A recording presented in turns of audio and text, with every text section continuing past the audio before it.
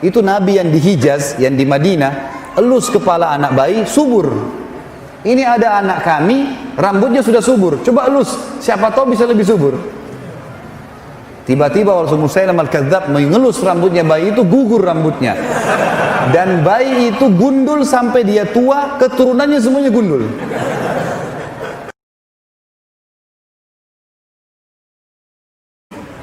Ada kisah yang luar biasa teman-teman tentang kuasa Nabi menyembuhkan penyakit. Ini kalau Nabi Isa AS menyembuhkan tuli dan bisu, dengarkan bagaimana Nabi SAW menyembuhkan penyakit para sahabat. Dalam riwayat Bukhari, semua saya ambil dalam riwayat Sahih ini, kisah tentang Abu Rafi'. Siapa Abu Rafi' ini teman-teman? Salah satu pimpinan Yahudi, salah satu raja Yahudi yang suka benci sekali dengan Islam, suka memerangi Islam. Tapi dia sembunyi-sembunyi, seperti orang munafik. Kalau ada satu suku Arab mau nyerang Madinah, dibiayai sama dia. Kalau ada perempuan penari hina Nabi SAW, hina Islam, dibiayai sama dia. Kalau ada penyair yang menghina Islam, juga dibiayai sama dia. Pokoknya dia bermain di belakang lah. Nabi SAW berkata setelah habis sholat subuh, lalu berkata, siapa yang menyelesaikan urusannya Abu Rafi'? Ini bahasa santun ya. Maksudnya siapa yang bisa bunuh dia itu? Ini orang buat masalah nih. Sedikit-sedikit ada pasukan nyerang, yang biaya Abu Rafi'. Sedikit ada wanita menghina Islam, Abu Rafi' di belakangnya. Penyair, Abu Rafi', semua Abu Rafi' di belakangnya. Nabi SAW bilang, siapa yang bisa bunuh ini? Seorang sahabat Nabi bernama Abdullah bin Abi Atiq radhiyallahu anhu, sahabat Nabi yang mulia. Ibnu Hajar menyebutkan dalam Fathul Bari, Sahih Bukhari, beliau mengatakan, Abdullah bin Abi Atiq radhiyallahu anhu ini punya pandangan mata yang rabun. Zaman dulu nggak ada kacamata kan? Jadi mungkin punya minus gitu. Jadi agak rabun matanya. Dia mengatakan, saya Rasulullah, saya akan menyelesaikan urusannya. Kata Nabi SAW, baiklah, pergi bawa beberapa temanmu. Abdullah bin Atiq mengajak beberapa temannya, tidak disebutkan jumlahnya, mereka pergi. Tiba di benteng Abu Rafi' malam hari. Kebetulan Abdullah melihat bentengnya ini dijaga oleh beberapa orang dan cuma satu pintu. Dan ini penjaga benteng menghafal mukanya orang yang dalam benteng. Jadi nggak bisa orang asing masuk. Malam sudah ditutup. Maka teman-teman Abdullah mengatakan, kami mau istirahat dulu, hai Abdullah. Izinkan, silakan istirahat di seberang benteng gitu. Abdullah bilang, saya mau lihat dulu, siapa tahu ada jalan untuk masuk. Subhanallah, waktu teman-teman Abdullah pada ketiduran, tiba-tiba saja pintu gerbang benteng dibuka, keluar dari benteng perempuan, anak-anak bawa obor, ribut, suara gemuruh. Ternyata terdengar karena mereka menggunakan bahasa Arab juga waktu itu, orang-orang Yahudi, karena mereka tinggal di Jazirah Arab. Maka mereka Abu Rafi', si Abdullah dengar, mereka bilang, untanya raja kami Abu Rafi' sedang hilang, carilah.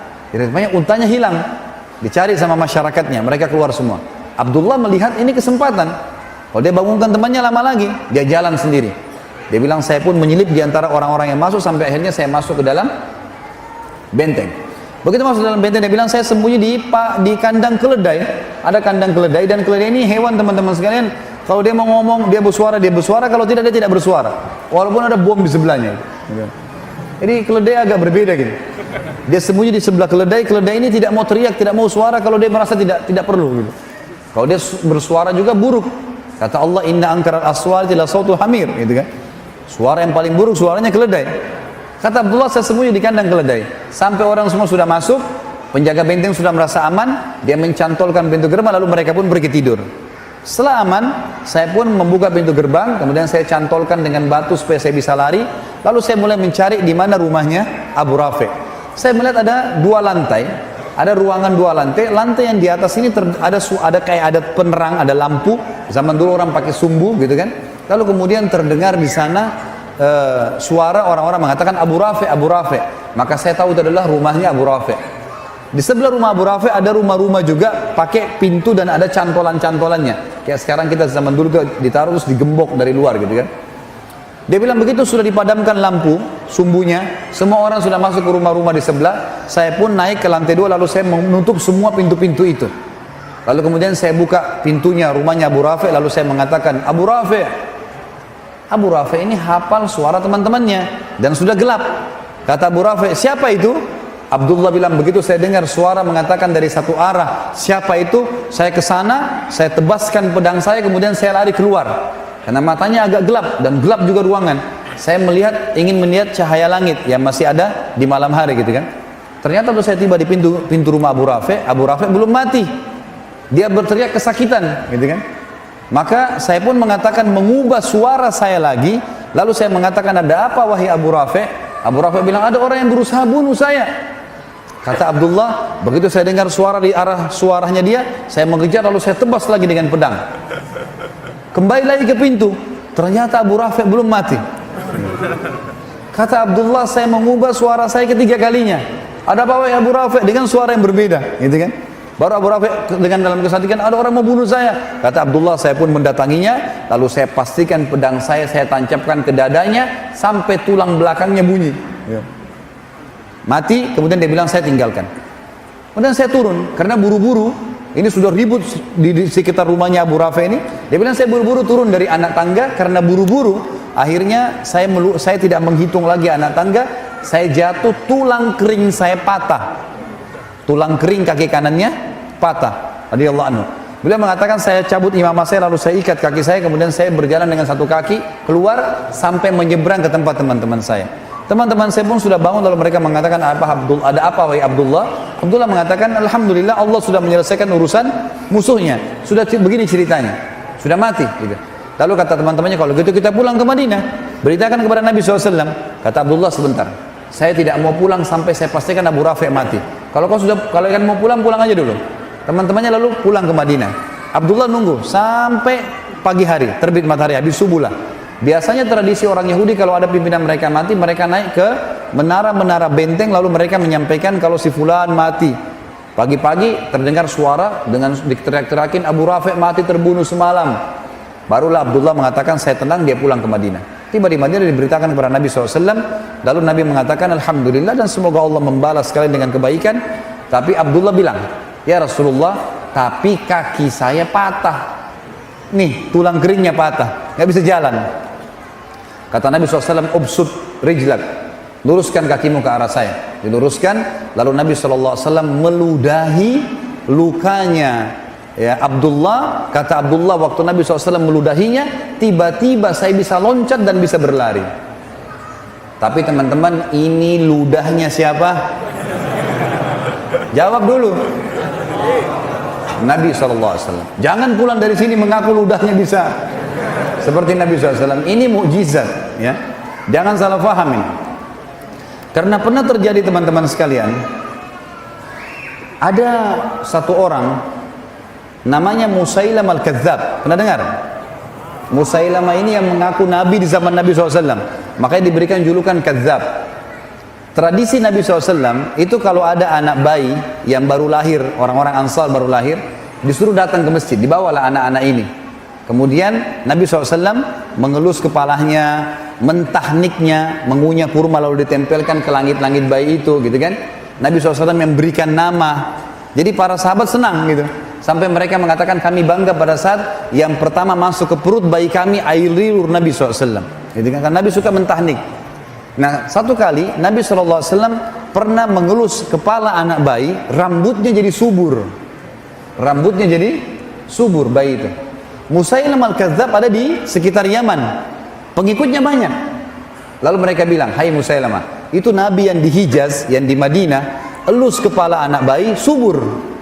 Ini ada anak kami, rambutnya sudah subur. Coba elus, siapa tahu bisa lebih subur. Tiba-tiba waktu Musailamah al-Kadzab mengelus rambutnya bayi itu, gugur rambutnya. Dan bayi itu gundul sampai dia tua, keturunannya semuanya gundul. Maaf teman-teman yang gundul, jangan tersinggung. Tapi ini betul, ini kisah nyata terjadi. Satu kali juga Nabi SAW pernah didatangi oleh orang Ansar. Lalu kemudian dia berkata, ya Rasulullah, kami sudah gali sumur, sudah setengah mati, dalam digali, airnya tetap asin. Coba lihat ya Rasulullah. Nabi SAW datang. Lalu Nabi SAW berdoa kepada Allah, lalu meludah ke sumur itu. Meludah. Setelah itu airnya asin berubah jadi tawar. Rupanya pengikut Musailamah di Yaman dengar juga tuh. Hai Musailamah, itu Nabi yang di Hijaz tuh, ngeludah ke sumur, asin jadi tawar. Ini ada sumur kami sudah tawar, coba kau ludah.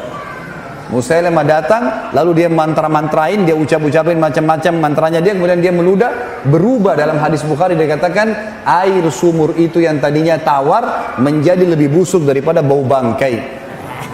Jadi jangan coba-coba. Nah, ini mukjizat Nabi SAW. Riwayat Bukhari yang lain tentang pengobatan Nabi SAW adalah masalah matanya Abu Qatadah radhiyallahu anhu. Abu Qatadah sahabat Nabi yang sangat tampan, gagah. Dalam peperangan teman-teman ada anak panah lepas dari arah musuh, kena matanya, bola mata kanannya kena, karena kerasnya kena itu dan beratnya anak panah sampai membuat mata Abu Qatadah jatuh. Dalam hadis Bukhari dikatakan ini, matanya itu gelantung. Waktu sahabat-sahabat lihat, para sahabat mengatakan, wahai Abu Qatadah, kami potong aja matamu. Nggak ada solusi lain. Di zaman sekarang saja kedokteran canggih, bagaimana caranya mau dijahit nih? Sudah keluar bola matanya. Kata dia, sebentar. Coba bawa saya ke Rasulullah sallallahu alaihi wasallam. Bawa saya ke sana. Pergilah ke sana. Subhanallah, dari jauh Nabi begitu lihat Abu Qatadah, Nabi senyum. Dan ini kecerdasan Abu Qatadah. Kita lihat nanti dalam banyak kisah teman-teman, sahabat-sahabat yang cerdas waktu Nabi masih hidup, mereka langsung datang ke Nabi minta solusi. Maka mau solusi Nabi mukjizat, gitu kan? Datanglah ke sana, Nabi SAW senyum. Sahabat heran, Abu Qatadah matanya berdarah-darah, Nabi senyum. Langsung Nabi mengatakan, wahai Abu Qatadah, kalau kau mau, Nabi sudah tahu maksudnya apa. Kalau kau mau saya doakan kepada Allah matamu sembuh, bisa, matamu sembuh, tapi tidak ada jaminan surga. Kalau kau bersabar, matamu nggak ada, dipotong aja, maka pasti kau masuk surga. Karena matamu ini jatuh di jalan Allah nih. Abu Qatadah bingung. Pilih salah satunya, sembuh mata tapi tidak ada jaminan surga, atau tanpa mata dapat jaminan surga. Abu Qatadah setelah perang mau nikah. Nikah matanya satu nggak ada, jadi jelek. Apa kata Abu Qatadah dalam hadis Bukhari? Ya Rasulullah, doalah kepada Allah agar mata saya disembuhkan dan saya minta surga. Dua-duanya. Maka dalam hadis ini dikatakan Nabi SAW pun tersenyum lalu ditarik anak panah itu, lalu Nabi SAW masukkan dengan tangan beliau yang mulia dan didoakan. Begitu dicabut, ada dua riwayat Bukhari. Yang pertama, sahabat-sahabat di situ mengatakan, waktu Nabi SAW mencabutnya, kami tidak bisa membedakan mana mata Abu Qatadah yang rusak tadi.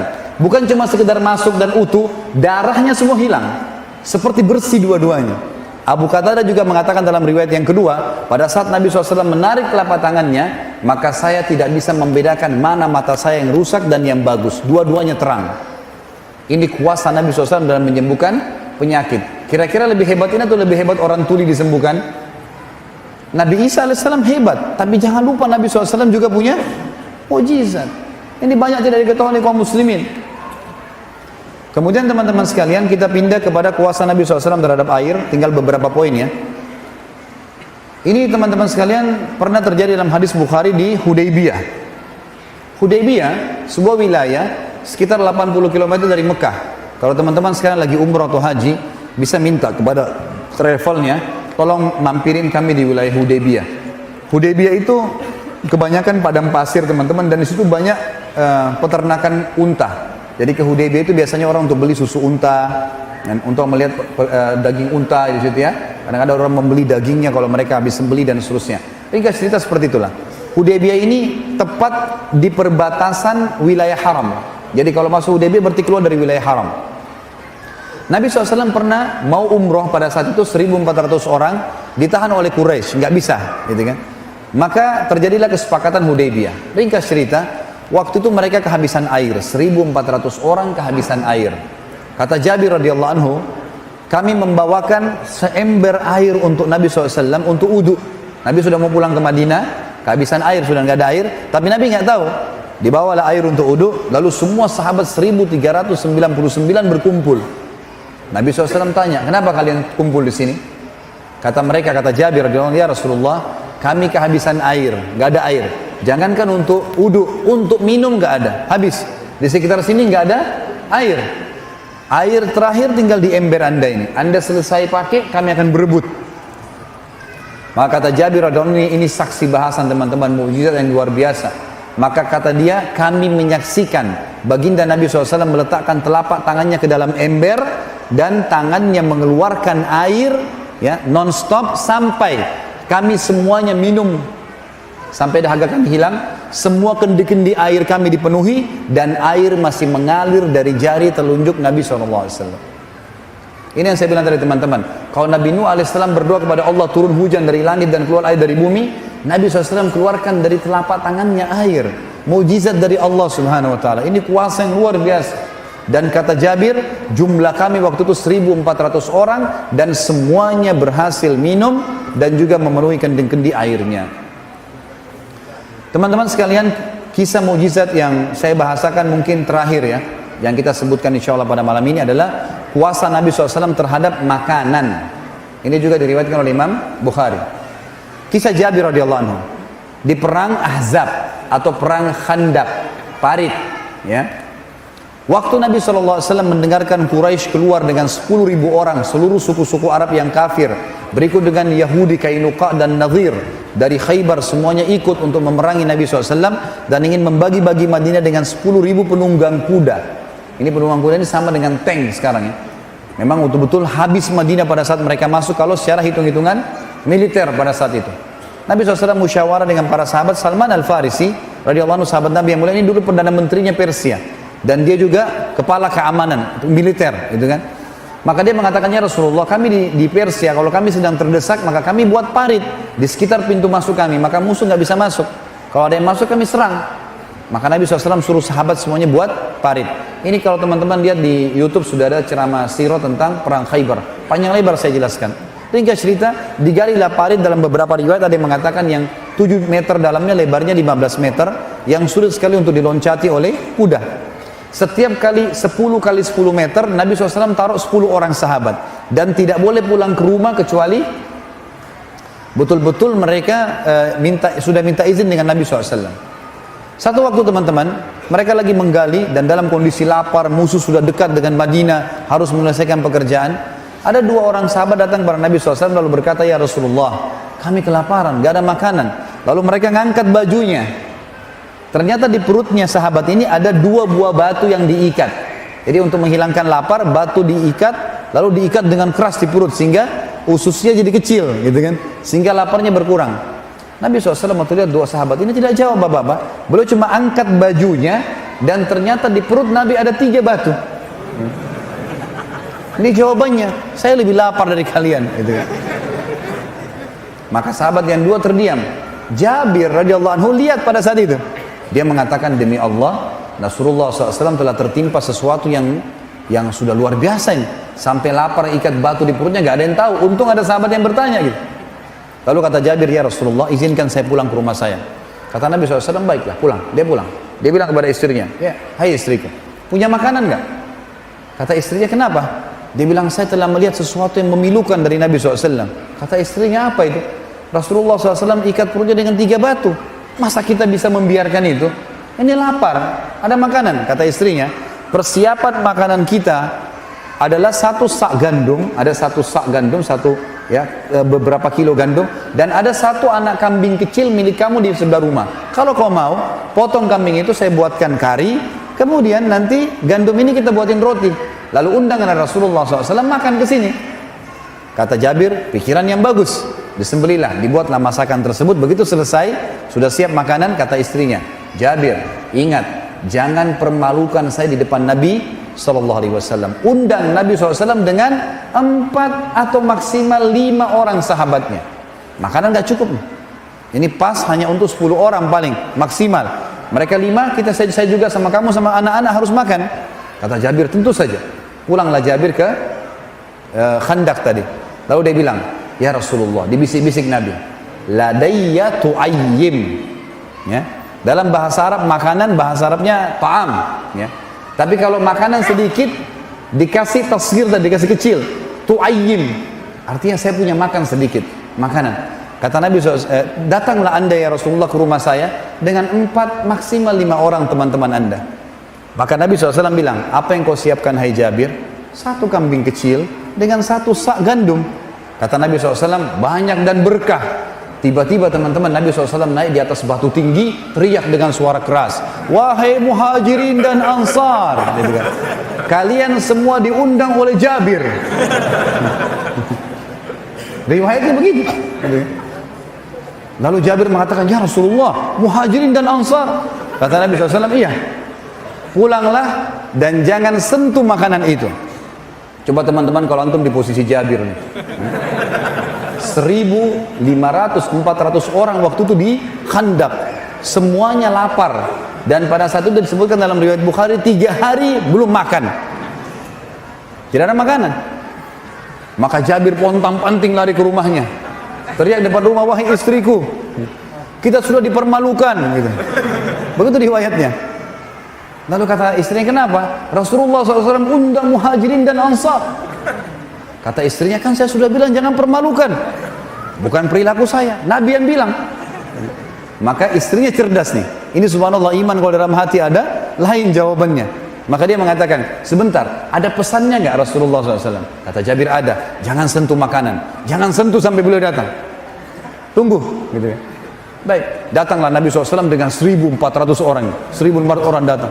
Rame, rumahnya Jabir 4x3. Rumahnya kecil, disebutkan itu 4x3, 4x4. Rumah orang dulu kalau 5x5 itu sudah luar biasa gitu. Maka Nabi SAW masuk, tanya, mana Jabir makananmu? Ini. Lalu Nabi SAW lihat istri Jabir, ditanya, apa yang kau siapin? Gandum ya Rasulullah. Panggil Khabbaza. Khabbaza ini istilah dalam bahasa Arab teman-teman, bagi perempuan pembuat roti, dipanggil kalau mau buat 1.000 roti, 2.000 roti gitu. Panggil Khabbaza, sebanyak yang kau mampu panggil dari wanita Ansar. Kata istrinya Jabir, ya Rasulullah, 1 sak gandum, saya bisa buat. Kata Nabi, panggil Khabbaza. Panggil Khabbaza. Datang puluhan wanita pembuat roti, gitu kan. Lalu kata Nabi SAW, hai Jabir, saya akan sendokkan karinya di wadah, istrimu akan mengambil suilan gandum, taruh di piring, panggil mereka 10 orang. 10 orang masuk, sudah makan baru masuk 10 orang lagi. Jangan lebih. Kata Jabir, kami pun melakukan. Taruh wadah, panggil 10 orang. Kemudian Nabi SAW, istrinya Jabir sobek rotinya, taruh. Nabi SAW sendokin kari, gitu kan. Makanlah 10 orang ini. Dan dalam sebagian ulama hadis mengatakan orang-orang yang makan ini tidak dibatasi oleh Nabi SAW. 3 hari lapar, mereka makan untuk menghilangkan lapar yang 3 hari dan lapar-lapar yang akan datang. Dan ini bayangin bagaimana makannya gitu, ya. Mereka makan dengan lahap, Nabi tidak pernah batasi. Dan kata Jabir, demi Allah, setiap kali Nabi SAW menyendok karinya dan istri saya menyuil gandumnya, semua kembali utuh. Sampai 1.400 orang makan semua. Semuanya makan. Dan demi Allah, kari kami dan gandum kami tidak berkurang sedikit pun. Sampai mereka semua pulang, maka Nabi SAW berkata, wahai Jabir, masih diperintahkan, bagi-bagikan makanan ini kepada seluruh penduduk Madinah yang belum makan, karena manusia sedang ditimpa kelaparan. Sampai kata Jabir, kami bagikan kepada seluruh masyarakat Madinah, itu pun masih utuh. Nanti setelah mereka makan semua, pada saat sisa saya sama istri saya baru berkurang pada saat kami sendok. Dan ini kuasa Nabi SAW terhadap makanan. Dan banyak contoh-contoh yang lain teman-teman sekalian.